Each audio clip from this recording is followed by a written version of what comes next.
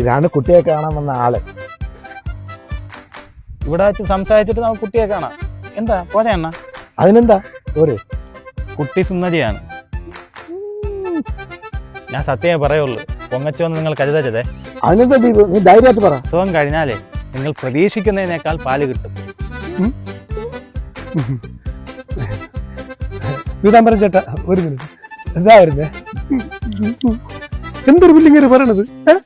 എനിക്കൊന്നും മനസ്സിലാവില്ല. ഇന്നത്തെ സ്ത്രീകൾ ചിലർക്ക് കുഞ്ഞായാൽ പാലൊന്നും കാണില്ല. കുഞ്ഞുങ്ങളായ പാലൊക്കെ വേണ്ടടേ. അതിനെ കുറിച്ചാണ്ടേ പറഞ്ഞത്.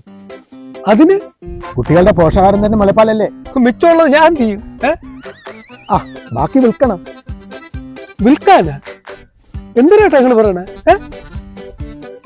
ബ്ലഡ് ബാങ്കും അല്ലേ, മെറ്റേണിറ്റി ഹോസ്പിറ്റലും ഉണ്ട്. കാശ് വാങ്ങുന്നവർക്ക് കാശ് വാങ്ങാം. ചാറ്റ് ചെയ്യുന്നവരുണ്ട്, അല്ലാത്തവരുണ്ട്. അങ്ങനെയുണ്ടാ?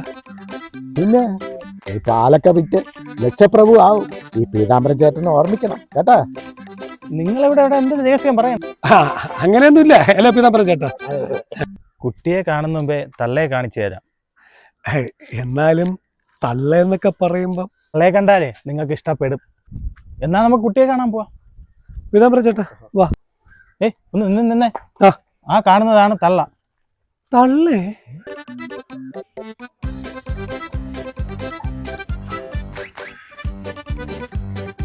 ആ പുള്ളിയുള്ളതാണ് തള്ള പശു. നിങ്ങൾ അതിന്റെ കുട്ടിയെ നോക്കിയല്ലേ വന്നത്? തള്ളേ? കുട്ടിയാ? എന്തൊരു പുല്ലേട്ടാ ഇങ്ങനെ പറയണത്? ശരിയാണ്, എന്തിനു പറയണത്?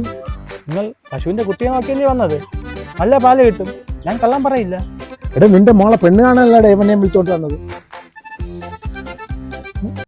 മോളെ കല്യാണ കാര്യം പറഞ്ഞിട്ട് മാസം കുറെ ആയില്ലേ അണ്ണ? എന്നിട്ട് ഇപ്പോഴാണ് നിങ്ങൾ ചെറുക്കനെ കൊണ്ട് പറഞ്ഞത്. അവളെ കല്യാണം കഴിഞ്ഞിട്ട് തന്നെ മാസം 3 ആയി.